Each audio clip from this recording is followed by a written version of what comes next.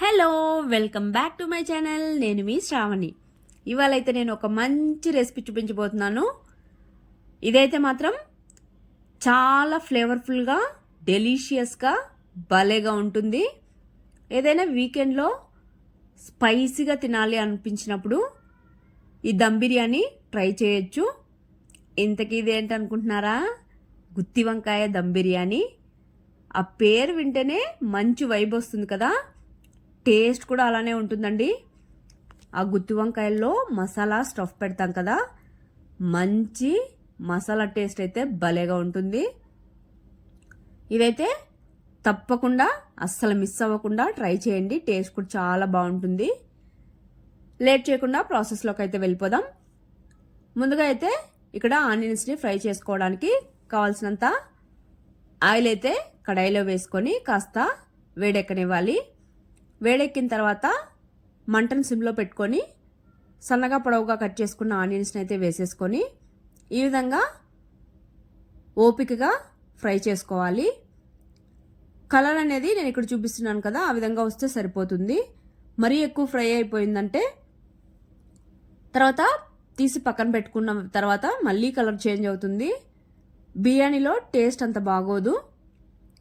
ఈ విధంగా తీసి పక్కన పెట్టుకున్న తర్వాత అదే ఆయిల్లోనే ఒక గుప్పెడు దాకా పల్లీలు, ధనియాలు 1 స్పూను, 1/2 స్పూన్ దాకా మెంతులు, 1 స్పూన్ నువ్వులు, అలానే మీ స్పైసీకి తగ్గట్టు అయితే ఎండుమిర్చి వేసుకోవాలి. అవి కాస్త దూరగా వేయించుకున్న తర్వాత ఇందులోనే కొద్దిగా అల్లం, అలానే వెల్లుల్లి కూడా వేసేసుకొని ఒకసారి ఫ్రై చేసేసుకోవాలి. ఆ తర్వాత టొమాటో ముక్కలు ఈ విధంగా పెద్ద ముక్కలుగా కట్ చేసుకొని వేసుకొని స్కిన్ సెపరేట్ అయ్యేంత వరకు ఫ్రై చేసుకుంటే సరిపోతుంది. తర్వాత అయితే 1 స్పూన్ జీలకర్ర, అలానే కొద్దిగా పచ్చికరివేపాకు వేసుకున్నామంటే ఆ మసాలాలో అయితే ఫ్లేవర్ చాలా బాగుంటుందండి. ఇది వేసుకొని 1 నిమిషం పాటు ఫ్రై చేసుకుంటే సరిపోతుంది. తర్వాత ఇందులోనే సాల్ట్, అలానే పసుపు కూడా వేసేసుకొని పచ్చివాసన పోయేంత వరకు ఫ్రై చేసుకోవాలి. ఈ ప్రాసెస్ అయితే మంటను లో ఫ్లేమ్లో పెట్టుకొని వేయించుకున్నామంటే టేస్ట్ కూడా కమ్మగా ఉంటుంది. ఫ్రై అయ్యాక చివరిగా అయితే ఒక 2 స్పూన్స్ దాకా కొబ్బరి పొడి వేసుకుంటున్నాను. మీరు కొబ్బరి ఉన్నా కొబ్బరైనా వేసుకోవచ్చు. వేసుకున్న తర్వాత 1 నిమిషం పాటు ఫ్రై చేసుకొని స్టవ్ ఆపేసి దీన్ని పూర్తిగా చల్లారనివ్వాలి. చల్లారాక ఒక మిక్సర్ జార్ తీసుకొని అందులోకి అయితే ట్రాన్స్ఫర్ చేసేసుకొని మెత్తగా మిక్సీ పట్టేసుకోవాలి. వాటర్ అయితే ఏం అవసరం ఉండదు. కావాలనిపిస్తే కొద్దిగా వాటర్ కూడా యాడ్ చేసుకొని ఈ విధంగా మెత్తగా మిక్సీ పట్టేసుకోండి. తర్వాత దీన్ని అయితే ఒక బౌల్లోకి ట్రాన్స్ఫర్ చేసేసుకొని పక్కన పెట్టేసుకోవాలి.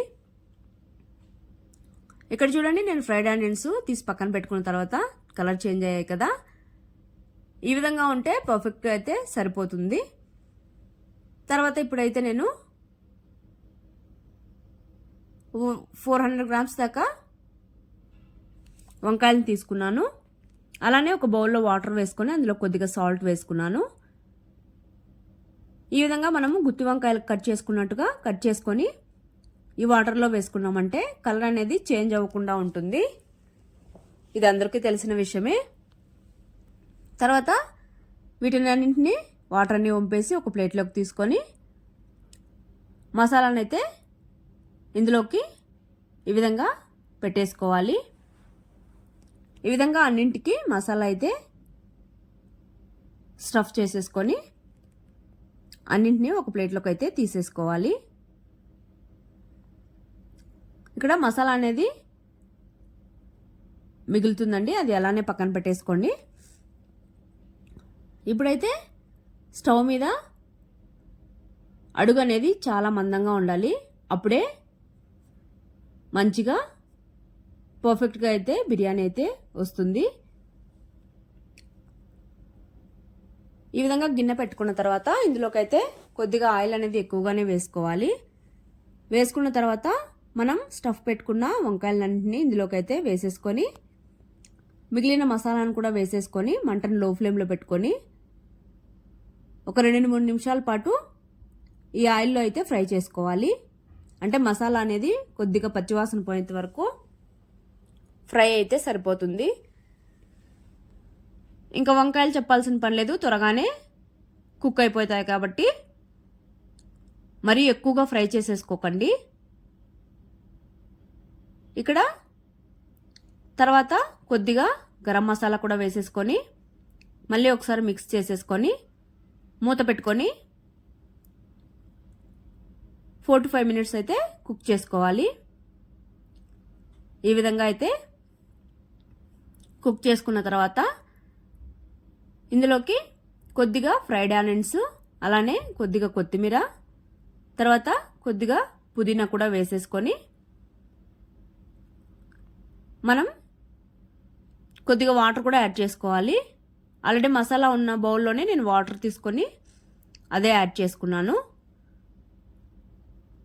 తర్వాత మొత్తం ఒకసారి బాగా మిక్స్ చేసేసుకోవాలి. మిక్స్ చేసేసుకొని ఒక 2 నిమిషాలు కుక్ అవనిస్తే సరిపోతుందండి. తర్వాత ఇప్పుడైతే స్టవ్ మీద మరొక కడాయి పెట్టుకొని వాటర్ అయితే వేసేసుకోవాలి.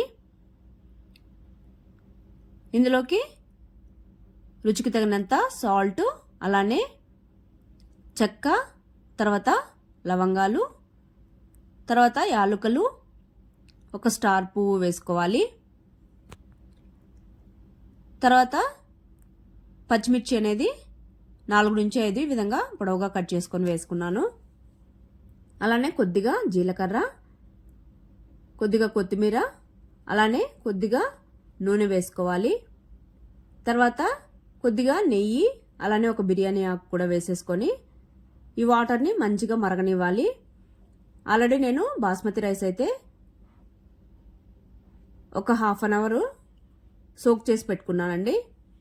టైం ఉంటే ఇంకా ఎక్కువసేపు సోక్ చేసుకున్నా మంచిగా బాగా వస్తుంది రైస్ అనేది. అందులోంచి వాటర్ అన్ని వంపేసి రైస్ వేసేసుకొని మంటను మీడియం ఫ్లేమ్లో పెట్టుకొని ఈ రైస్ అనేది 70% కుక్ అయ్యేంత వరకు మంటను మీడియం ఫ్లేమ్లో పెట్టుకొని కుక్ చేసుకోవాలి. చూడండి, ఇక్కడ నేను చూపిస్తున్నాను కదా, ఈ విధంగా ఉండాలి. అప్పుడే మనం దమ్ పెట్టిన తర్వాత కూడా అడుగు అనేది అంటకుండా మంచిగా పొడి పొడిగా పర్ఫెక్ట్గా అయితే బిర్యానీ వస్తుంది. తర్వాత ఇప్పుడైతే మనం కుక్ చేసుకున్న గ్రేవీలో నుంచి కొద్దిగా తీసి పక్కన పెట్టేసుకుంటున్నాను. ఇందులోనే మనం బాస్మతి రైస్ ఉడికించుకున్నాం కదండి, ఆ వాటర్ని కొద్దిగా ఈ మసాలాలో వేసుకొని ఒకసారి మిక్స్ చేసేసుకున్న తర్వాత ఈ విధంగా రైస్ని అయితే వాటర్ అన్నీ వంపేసి ఈ విధంగా స్ప్రెడ్ చేసుకోవాలి. అడుగున కొద్దిగా వాటర్ ఉండడం వల్ల అడుగంటకుండా మంచిగా దమ్ అవుతుంది.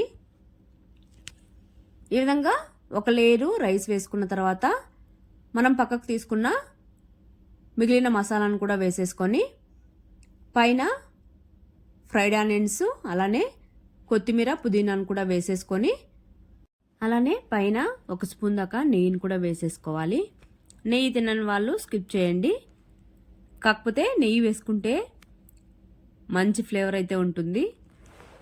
నెయ్యి కూడా వేసుకున్న తర్వాత మిగిలిన రైస్ని అయితే పైన ఈవెన్గా స్ప్రెడ్ చేసేసుకోవాలి. ఈ విధంగా రైస్ మొత్తం పైన స్ప్రెడ్ చేసుకున్న తర్వాత పైన సన్నగా కట్ చేసుకున్న పుదీనా, అలానే కొత్తిమీర, తర్వాత ఫ్రైడ్ ఆనియన్స్ కూడా వేసేసుకోవాలి.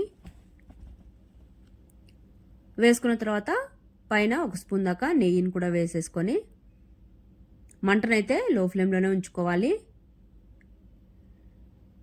తర్వాత కొద్దిగా గరం మసాలా కూడా వేసేసుకొని మూత పెట్టుకొని 15 మినిట్స్ లో ఫ్లేమ్లోనే దమ్ చేసుకుంటే సరిపోతుందండి.